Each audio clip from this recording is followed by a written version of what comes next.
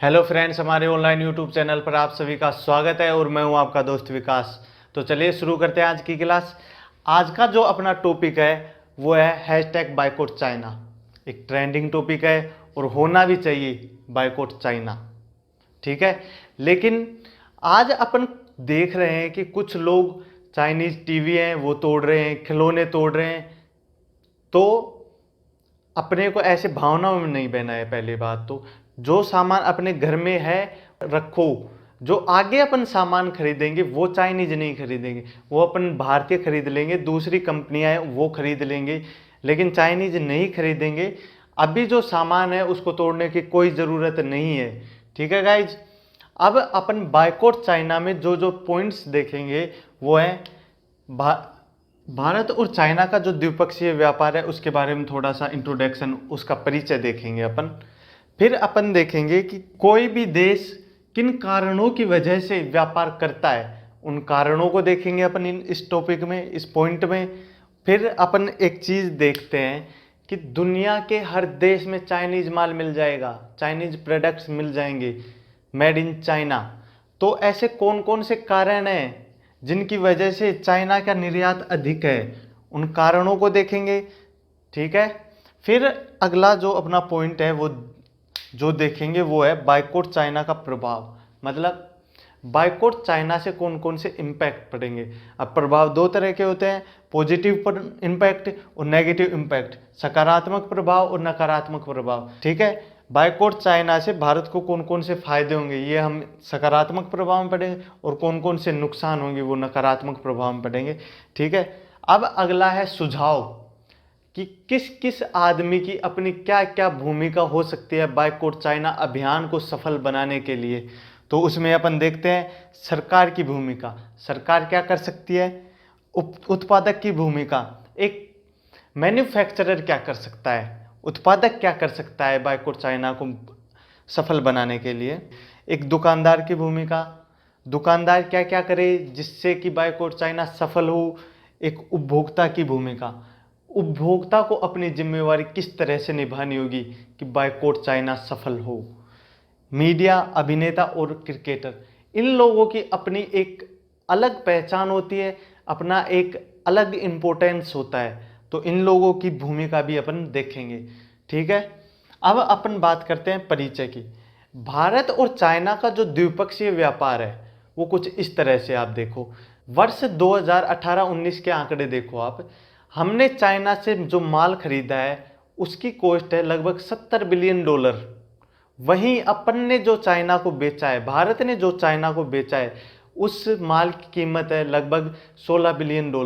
लगभग $53 बिलियन का अंतर है। इतना बड़ा व्यापार घटा है भारत और चाइना के बीच। चाइना की एक नीति है कि चाइना एक्सपोर्ट तो करता है लेकिन अपने देश में इंपोर्ट कम करता है। चाइना दूसरे देश के सामान को खुद के देश में बाजार उपलब्ध नहीं करवाता है। अब आप एक चीज देखो, चाइना यहाँ तक कि यूट्यूब को भी अपने देश में नहीं आने दे रहा, अमेजन को भी अपने देश में नहीं आने दिया।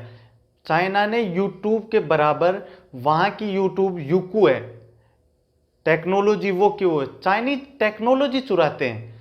चाइना है जो किसी भी चीज़, कोई भी प्रोडक्ट है, कोई भी कंपनी है, उसकी टेक्नोलॉजी चुराती है, और टेक्नोलॉजी चुरा के और उसके समान ही उसका क्लोन खड़ा कर देता है चाइना। तो वैसे ही यूट्यूब का क्लोन क्या है, यूकू। वैसे अमेजन का क्लोन अलीबाबा, ठीक है। इस तरह से चाइना अपने व्यापार को बढ़ाता है। वहीं अपन देखें कि चाइना जो व्यापार करता है भारत को, चाइना जो निर्यात करता है भारत को, वो चाइना का कुल ट्रेड है, कुल जो निर्यात है उसका महज 3% है। वहीं मतलब चाइना जो माल बेचता है दूसरे देशों को, उसको कुल मिला के उसमें जो भारत को देता है वो 3% है। और वहाँ पर फिगर देखो आप, $70 बिलियन है। वहीं जो भारत चाइना को माल बेचता है, मतलब भारत के कुल निर्यात का वो 5% है। भारत जो चाइना को माल बेचता है वो 5% है, और वहीं वहाँ पर आंकड़े क्या है, $16 बिलियन।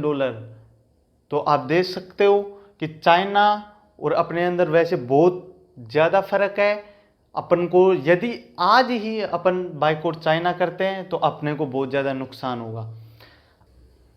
अगला जो पॉइंट है अपना वो ये है कि कोई भी देश व्यापार क्यों करता है, ऐसे कौन कौन से कारण हैं जिनकी वजह से उसे व्यापार करना पड़ता है। ठीक है, तो अपन उन कारणों को देखते हैं। कुछ मुख्य मुख्य ऐसे कारण हैं, तो आप देखो, किसी अन्य देश में वस्तु की उपलब्धता, मतलब ऐसी कोई वस्तु है जो आपके देश में नहीं है, किसी दूसरे देश में है।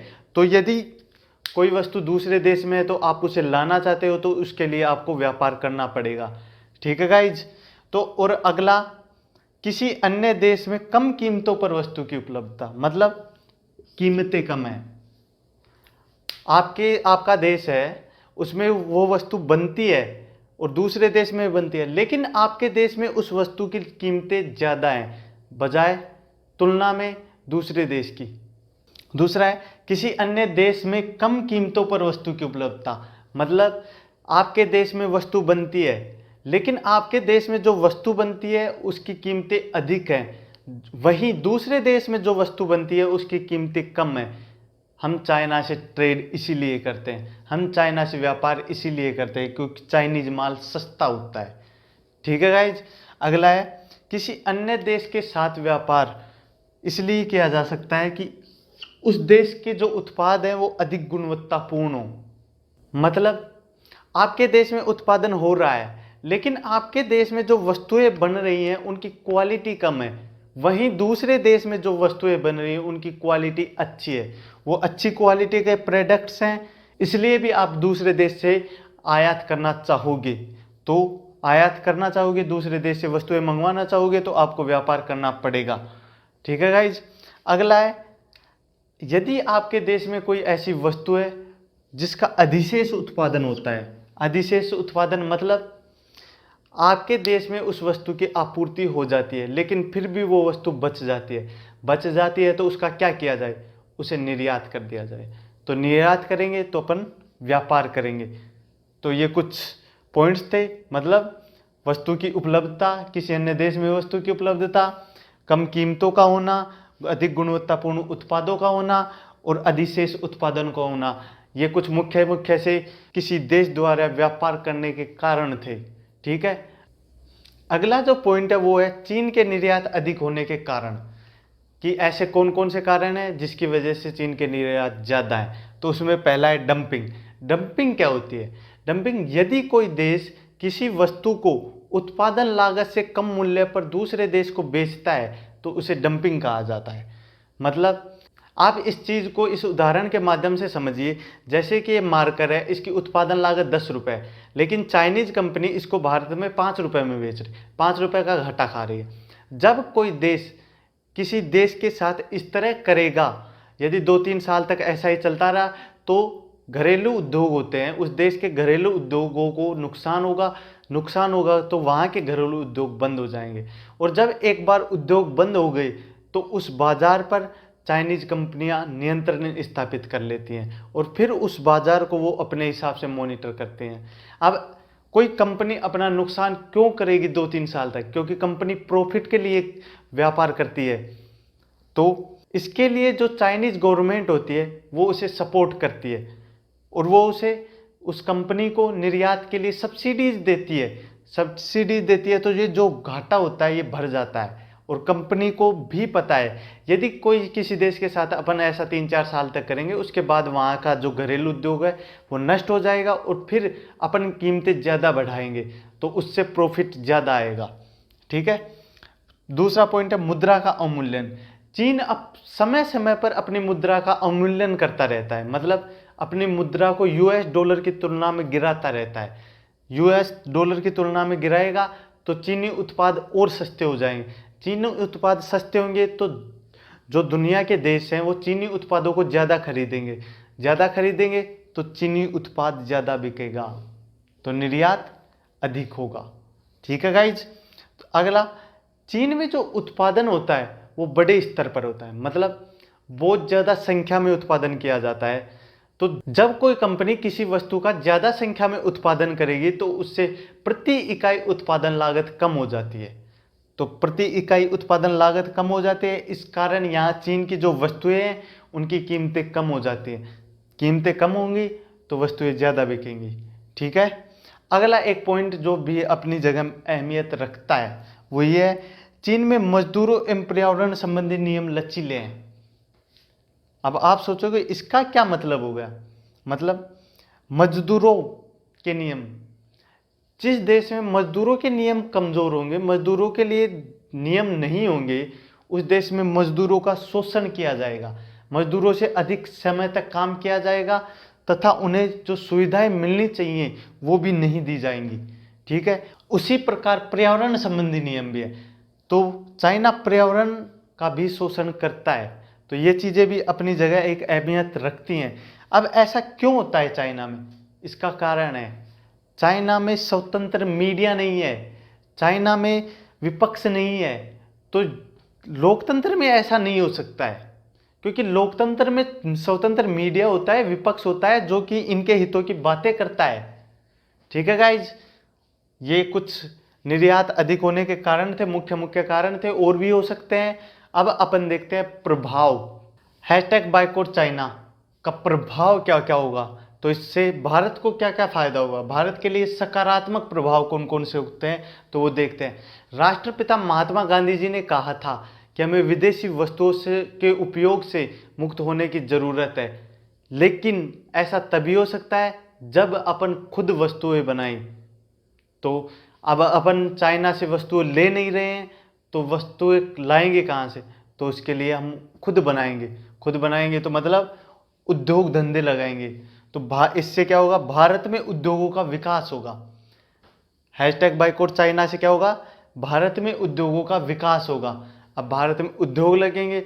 अब माना कि किसी दूर दराज वाले क्षेत्र में लग गए जहाँ पर जनसंख्या न के बराबर रहती है और इतनी सुविधाएं भी नहीं है, तो वहाँ पर उद्योग लग गया, तो वहाँ पर अब अच्छी सड़कें भी बनानी पड़ेंगी, जल की सुविधा करनी पड़ेगी, बिजली की सुविधा करनी पड़ेगी।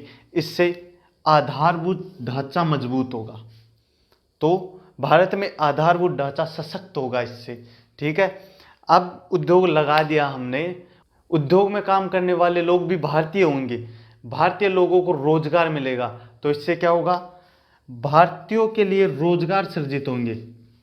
ठीक है गाइज, भारतीयों के लिए रोजगार सृजित होंगे। और अब एक चीज और, उद्योग लग गया, अब अपन वस्तुएं बनाने लगे। जो इन वस्तुओं की गुणवत्ता होगी वो अच्छी बनानी पड़ेगी उत्पादकों को। क्यों? यदि इनको बाजार में अपनी जगह बनानी है तो इनको अच्छी गुणवत्ता के उत्पाद बाजार को देने पड़ेंगे। इसलिए गुणवत्तापूर्ण उत्पाद बनेंगे भारत में। ठीक है। अब अपने उत्पाद हैं वो भी गुणवत्तापूर्ण बन रहे हैं, तो अब क्या किया जाए? तो अच्छे उत्पाद बन रहे हैं तो कुछ का निर्यात कर दिया जाए। तो इससे क्या होगा? भारत का निर्यात बढ़ेगा। जब हम दूसरों को चीज़ें बेचेंगे, दूसरे देश को चीज़ें बेचेंगे, तो उससे अपन क्या लेंगे? डॉलर लेंगे, यूरो लेंगे। तो इससे भारत का विदेशी मुद्रा भंडार बढ़ेगा।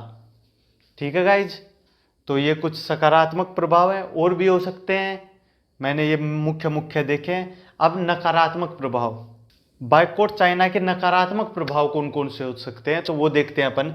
यदि चाइना भी भारत की तरह बायकॉट इंडिया कर दे, जैसे हमने बायकॉट चाइना किया वैसे ही चाइना भी कर दे कि बायकॉट इंडिया, भारतीय वस्तुओं का वो बहिष्कार कर दे, तो भारत को एक बहुत बड़ा नुकसान उठाना पड़ेगा। और वर्तमान स्थितियों में भारत ऐसा नुकसान उठाने के लायक नहीं है, क्योंकि उसके साथ पहले ही बहुत सारी विपरीत परिस्थितियां खड़ी हैं।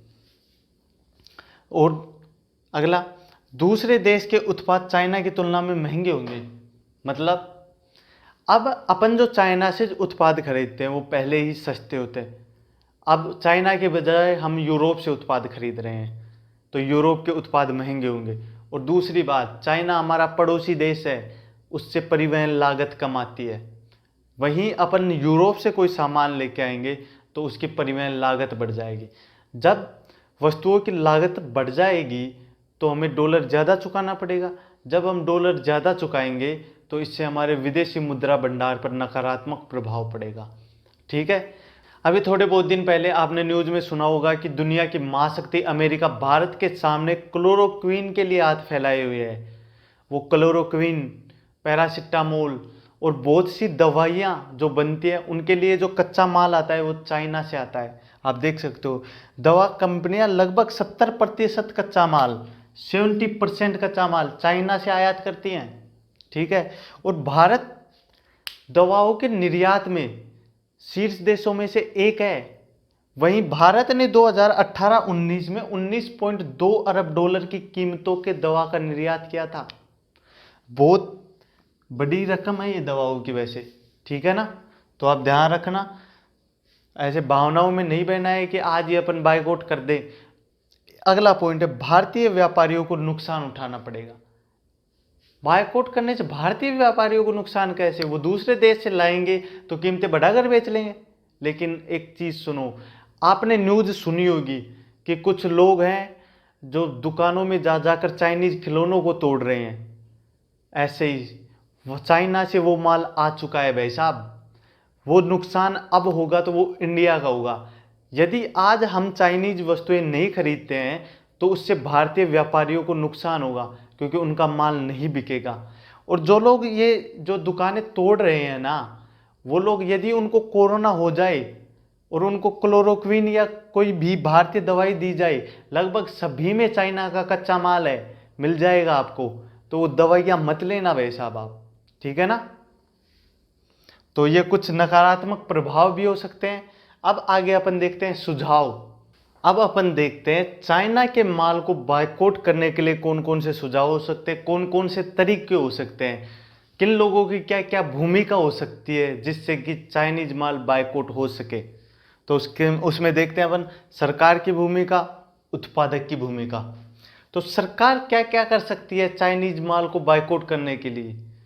अब चाइना का माल हमने बायकॉट कर दिया तो वो $70 बिलियन का माल आएगा कहाँ से?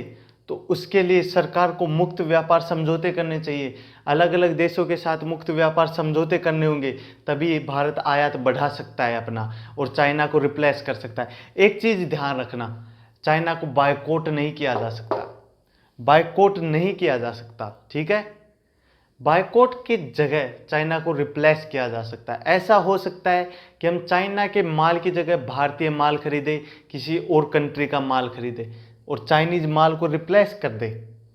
लेकिन बायकॉट कुछ ना कुछ चीज़ें चाइनीज रह जाएंगी, कुछ ना कुछ चीज़ें होंगी, अपन पूर्णतः व्यापार समाप्त नहीं कर सकते।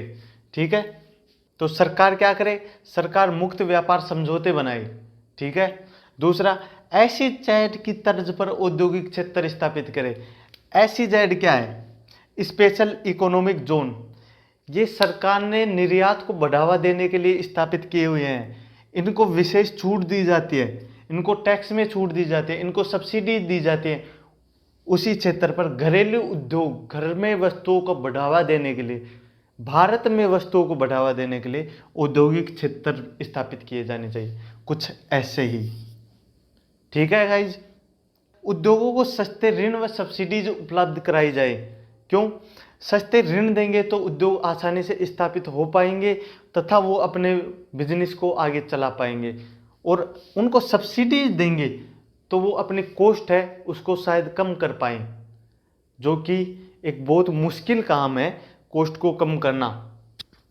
अगला है डंपिंग। डंपिंग के लिए सरकार को अलग से ध्यान रखना पड़ेगा कि कौन कौन सी कंट्री कौन कौन सी वस्तुओं की डंपिंग कर रही है। उन वस्तुओं पर सरकार को कस्टम ड्यूटी बढ़ानी पड़ेगी। ठीक है, कस्टम ड्यूटी बढ़ा के उनकी डंपिंग रोकी जा सकती है। ये हुई सरकार की भूमिका। अब एक उत्पादक क्या क्या कर सकता है बायकॉट चाइना अभियान को सफल बनाने के लिए? तो एक उत्पादक को गुणवत्तापूर्ण उत्पाद बनाने होंगे, क्योंकि अच्छे उत्पाद बनेंगे, गुणवत्तापूर्ण उत्पाद बनेंगे तो चाइनीज माल को रिप्लेस कर सकते हैं, नहीं तो शायद नहीं कर पाएंगे हम। दूसरा है, एक उत्पादक को बड़े स्तर पर उत्पादन करना होगा जिससे कि प्रति इकाई उत्पादन लागत कम हो सके और वस्तुओं की कीमतें कम की जा सके। ठीक है, बड़े स्तर पर उत्पादन करना होगा। अगला है, एक उत्पादक उत्पादन की विभिन्न वैरायटीज बनाए, अलग अलग वैरायटीज बनाए जिससे कि ग्राहक को चॉइस मिले। ग्राहक को ज़्यादा चॉइस मिलेंगी तो शायद वो भारतीय उत्पाद ही खरीदना प्रीफर करेगा। ठीक है, अगला है और बहुत मेन है, भारतीय वस्तुओं की कीमतें चाइनीज वस्तुओं के बराबर कैसे की जाएं।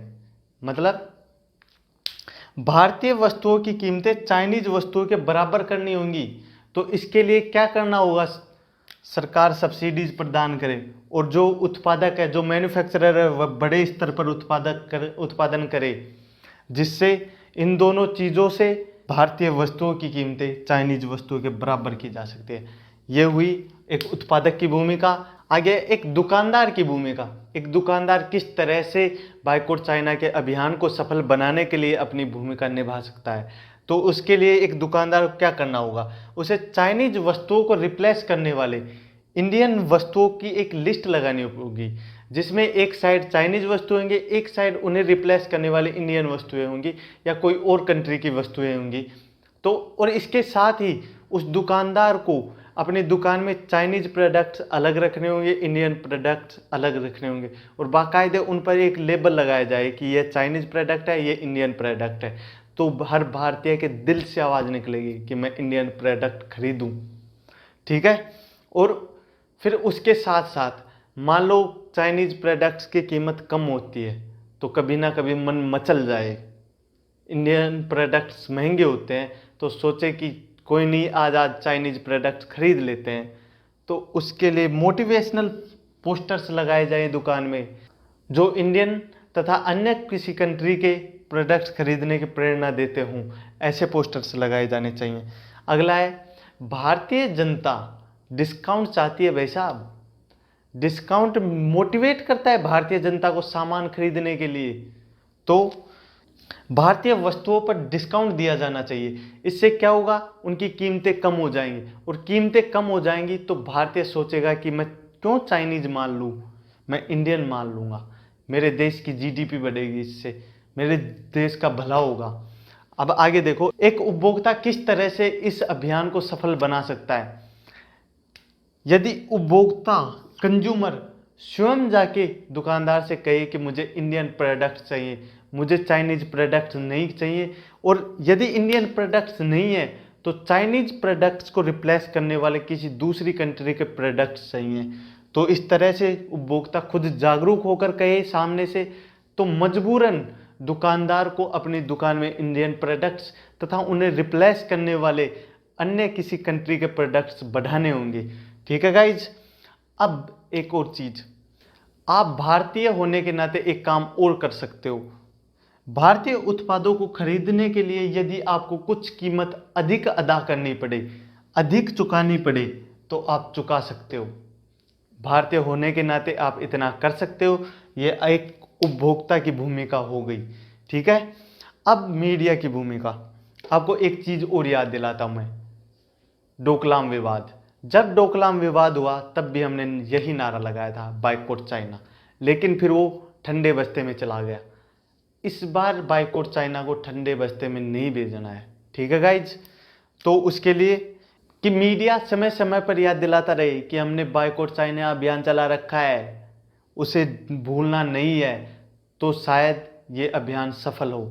और आगे बारी आती है अभिनेता, क्रिकेटर और अपनी अपनी फील्ड के सेलिब्रिटीज की, जिनका काम ये है कि वो यदि वो कोई ऐड करते हैं तो वो भारतीय कंपनी का ऐड करें, ना कि चाइनीज कंपनी का, क्योंकि इन लोगों को देखकर बहुत से लोग अपनी वस्तुएं खरीदने का तरीका बदल लेते हैं। तो इनसे निवेदन है कि चाइनीज प्रोडक्ट्स का विज्ञापन करने के बजाय इंडियन प्रोडक्ट्स का विज्ञापन करें। ठीक है। आज के लिए इतना ही। आप लाइक करो, सब्सक्राइब करो, वो एक अलग बात है, लेकिन आपको ज़्यादा से ज़्यादा वीडियो शेयर करना है, क्योंकि लोगों को पता लगना चाहिए कि कौन कौन आदमी अपनी किस किस तरह भूमिका निभा सकता है। ठीक है गाइज। आज के लिए इतना ही। Thank you.